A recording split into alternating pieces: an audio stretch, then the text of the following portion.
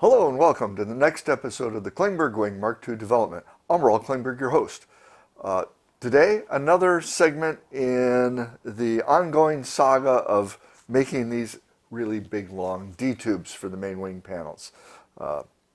Today, I'm going to show you the process that we're actually using and all the steps we went through. So let's take a look at that.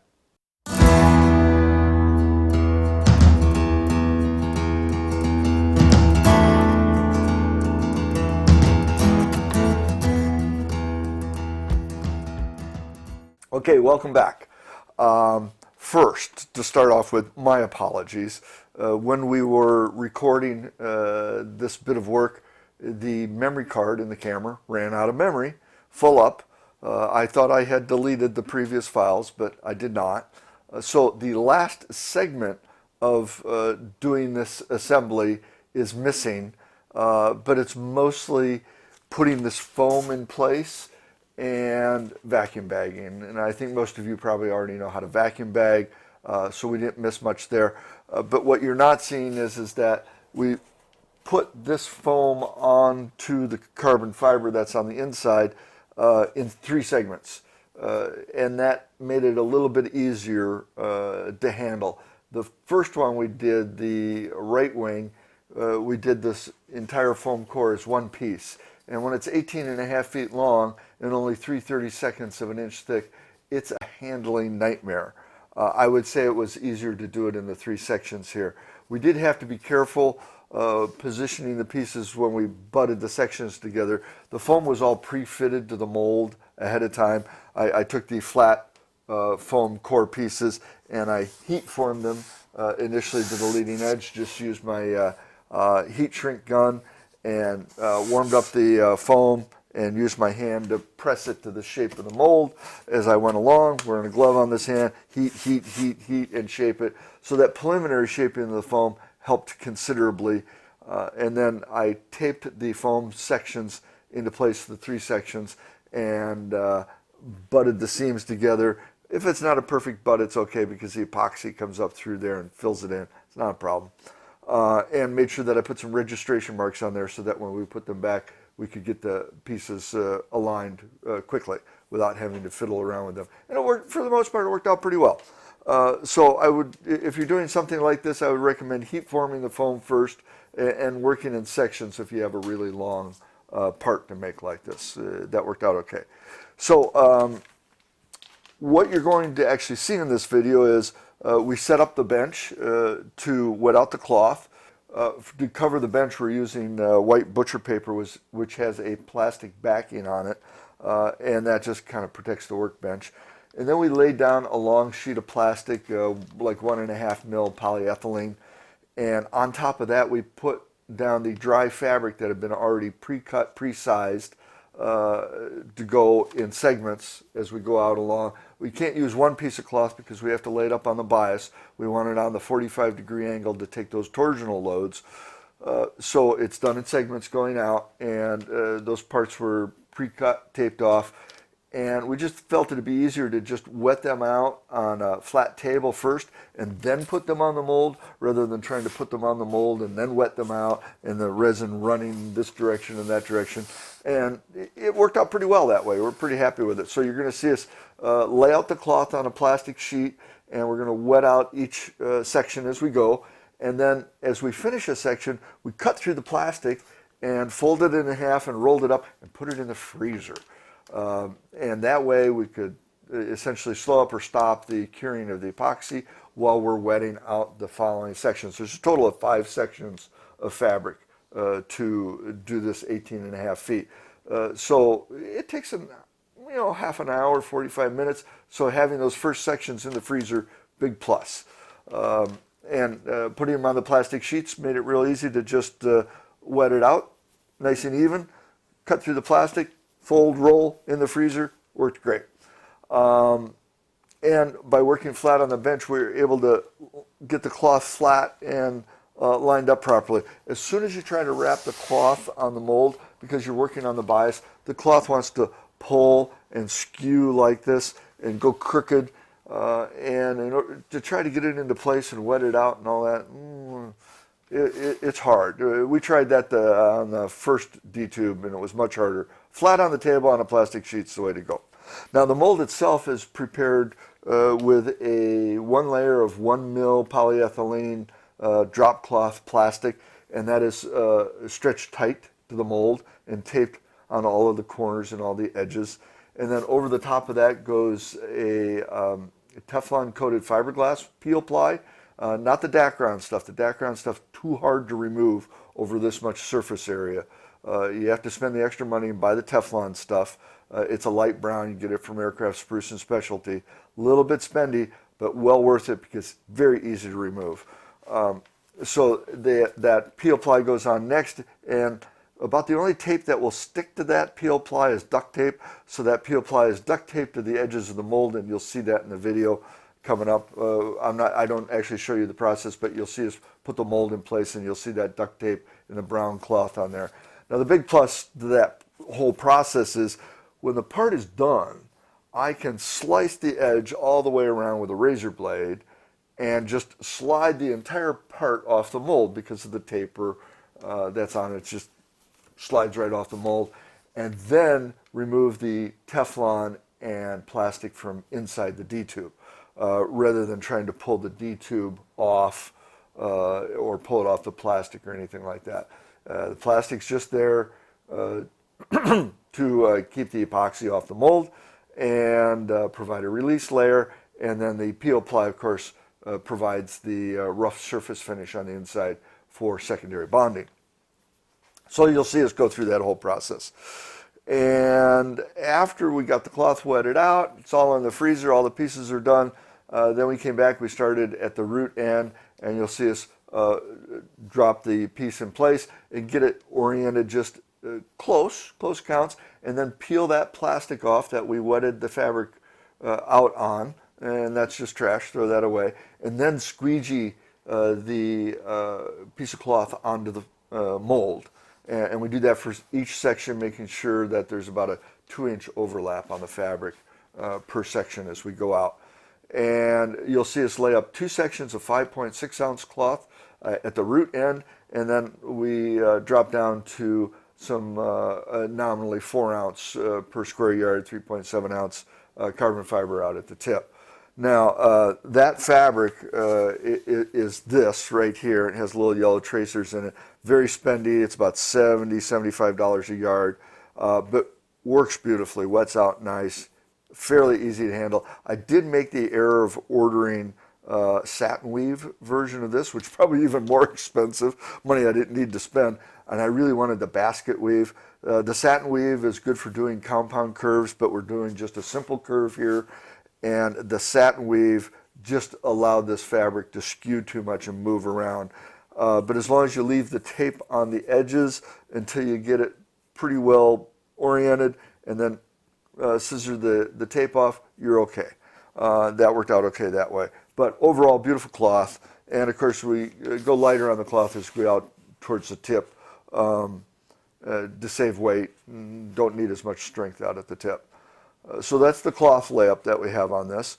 And the foam you saw in the previous videos, or go watch those. It's the 5 pound per cubic foot Arex foam, 3/32 of an inch thick here for the first 2/3 of the D-tube, and then some nominally 3-4 pound Arex foam out at the tip, which is yellow. See, I move the other way, you can see it over there. And I talked in the other video about I would just use the 5 pound. The tighter cell structure saves on the epoxy take-up. Now, on the right D-tube that we already completed, we did run into one problem area. After the 5.6 ounce cloth, on the tip area, I used this Textream spread toe carbon fiber laid up on the bias like this on the inside. And looks cool, great cloth, very expensive, very strong, reasonable to work with, but it caused problems. And this is the second time that it's caused problems with this type of layup. This cloth is designed to minimize the amount of resin that you need and hence minimize weight. And generally that's a plus. But we're only using one layer of it for this particular design. And because of the transfer methods that I'm using, where we're putting down the cloth first and put the foam over it, vacuum bag it, or some version thereof, I'm counting on the extra resin in the fabric to provide the bond to the foam, rather than wetting out the fabric on the foam where all the epoxy goes into the foam and makes it way too heavy. Unfortunately, because of the characteristic of the spread toe carbon fiber of being low resin content, there wasn't enough excess resin to get a good bond to all of the foam.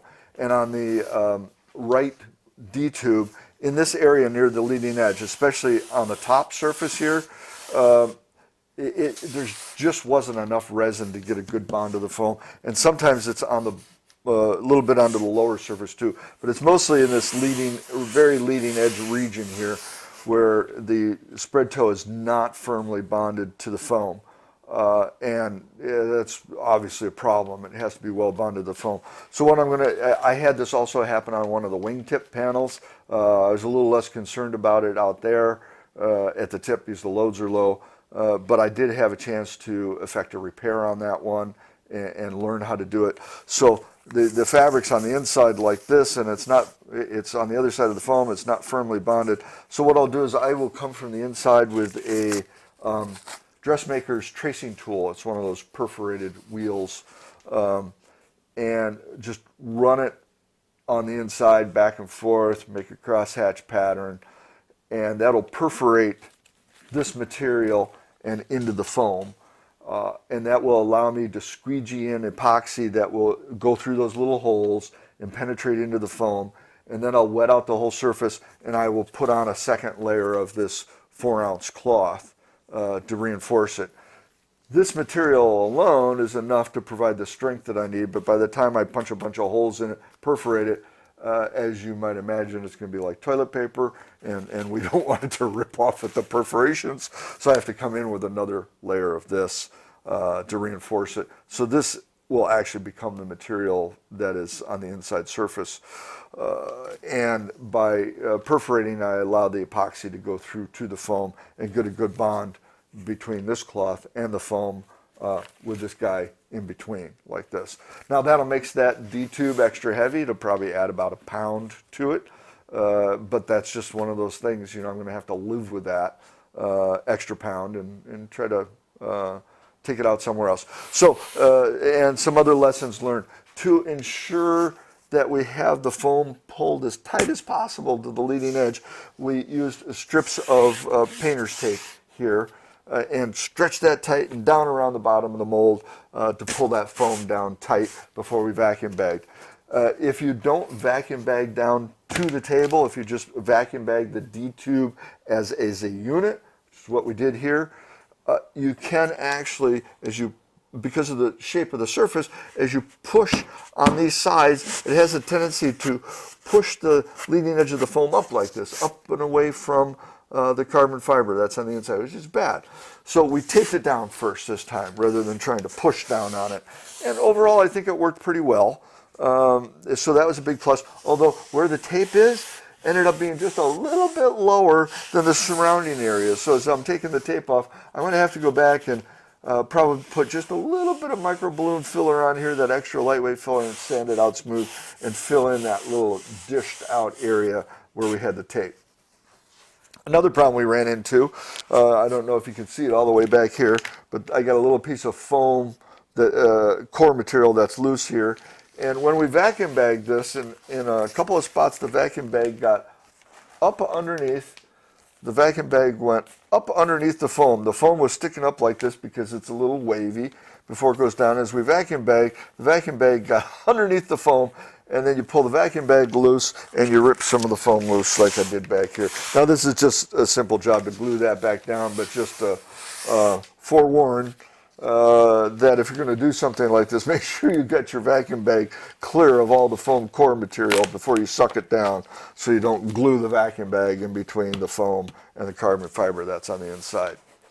Now overall, once again, with the ongoing issues of making the parts this way, I really can't recommend it. We're getting the D-tubes done for the glider, but I would not recommend this as a good way of home building really long D-tubes. Works great if you're 7 feet long, 8 feet long. I think that's about the limit on it. But once you go up to these really long lengths, it's hard to get everything really straight and aligned so that it works out well. In fact, we even did get a little buckle in the foam on this one. I know you can't see it in the video, but it's just lifted up slightly here, and I stuck in an X-Acto knife and found out the foam's not actually attached to the carbon fiber on the inside. It's just a little bit buckled up. So I'm literally going to have to cut this out of here like this, remove this foam, and glue it back down flat, and then I'll have gaps around here that I'll have to fill in with microbloom filler, smooth it all out. So I'm going to have to redo the core material right in this area to get rid of this buckle, yet make sure that I have a solid continuous core for when the outer layer goes on. So another issue. A variety of issues, too many problems to really stand here and recommend that you mold your D-tubes this way. I still, despite it's one of the goals of the project was to create methodologies for home builders to build a high quality composite aircraft without having very expensive molds, but I'm still at the point where if this were to be a kit, you'd end up buying these D-tubes already manufactured in a factory. We have some other ideas. We're going to experiment with those to see if we can develop a method where a home builder could buy a kit for making a mold, a female mold, to mold their D-tubes in, where the kit for that mold would be on the order of $400 or $500, something like that in today's dollars.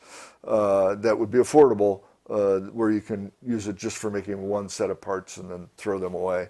I'd probably keep the templates for it, but that'd be about it. And that might work out. We don't know. We'll see in the future. But in the meantime, get a couple of D-tubes done, finish the aircraft, go fly it, see if we have something interesting that might warrant producing more of them, or putting out plans or a kit or something like that. Let's see, what else can I tell you? After we wet out the fabric on the plastic sheet, we cleared the bench and we laid down the vacuum bag material flat on the bench. We left about 6 inches sticking out this side here, which I know you can't see. We got about 6 inches sticking out here, and the rest of the vacuum bag material is on the other side. And we got this all set up and ready to vacuum bag, and then we just brought that vacuum bag material up over the top and down this side and attached it to the putty and pull vacuum at both ends, and it worked out great. The foam provides enough air path to suck it down. No need for any breather layer in there, and that worked out well. So usable part, needs some work on it, some rework to make it a good part. And I'm going to get it prepped here. We'll put the outer layer on it, and we should have a couple of good D-tubes. And then one other thing that I should mention here, out here, way out here, the yellow foam, because the cell structure is so large out here on this lighter weight, yet larger cell structure foam, for this particular D-tube, I'm actually going to fill in that entire surface with the lightweight microbloom filler and lightly sand it smooth in an attempt to prevent using a lot of resin to do the outer layer. Plus, with the other wing, I discovered that ended up being a pretty rough surface after we put the outer skin on, and it required a lot of glazing putty to smooth it out. And hopefully by pre-filling the foam with microbloom filler, I get a smoother surface to start with, so I don't have to do as much glazing on the outside, make that job go a little quicker that way. So all of that said, I'm going to run some music in the background here for you, and we're going to have the video going fast forward, and I'll run up some subtitles on there so you can understand what's going on in each one of the scenes. And you'll see my buddy Bob MkII in this video, and he has been fabulous helping with all this stuff. He has had tons of great ideas, and honestly, I couldn't have done it without him. So many thanks to Bob, and you all get to meet Bob in his cameo appearance here. So let's go watch how we built this D-tube. Here we go.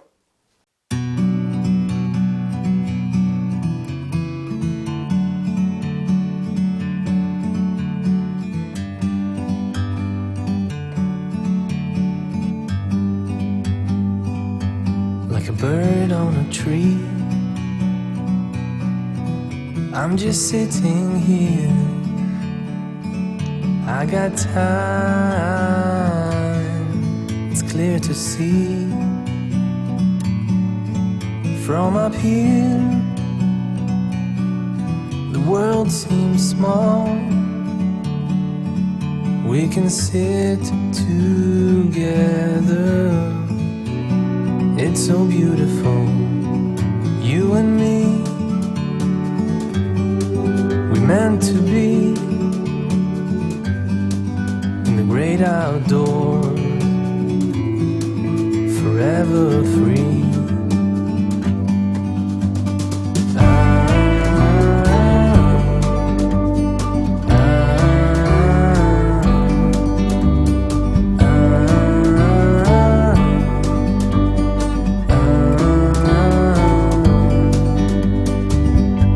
Sometimes you need to go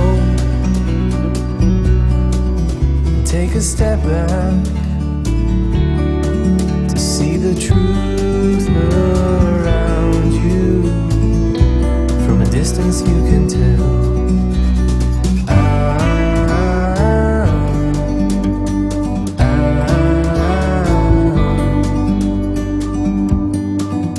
You and me were meant to be in the great outdoors, forever free. You and me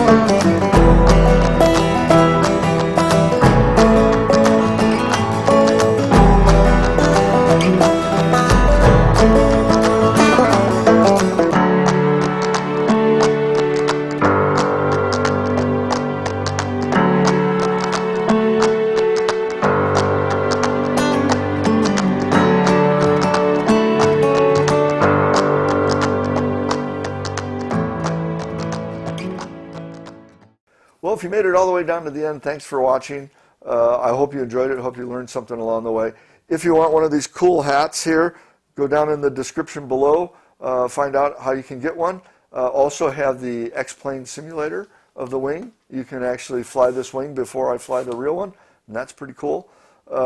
If you feel that you're learning a lot here and you have the means to support, please go over to Patreon, become one of my patrons. And for a few bucks a month, you get all the goodies for free. Lists of source materials, the spreadsheet that I use to keep track of the weights here. Lots of information about engineering details that go into this that I don't publish on YouTube. And all sorts of wonderful stuff. So if you have a mind to, go check that out and become one of my patrons. I appreciate that very much. My patrons really make this project possible. Couldn't do it without them either. So I hope you enjoyed the video today, and in the meantime, fly safe and bye for now.